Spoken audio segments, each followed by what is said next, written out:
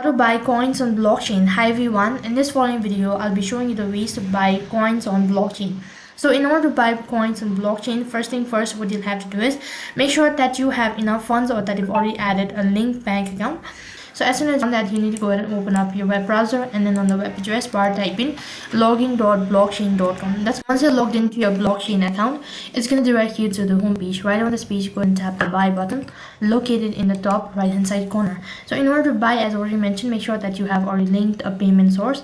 And the next piece, it's going to ask you what sort of asset you actually want to buy. So go ahead and select the asset that you actually want to buy, and then you need to enter in the exact amount of asset that you wish to buy. After you've done that, you need to complete the transaction by confirming all of the details that you've provided. And lastly, there will be a confirmation one more time. For that as well, go ahead and check your information, all sort of things.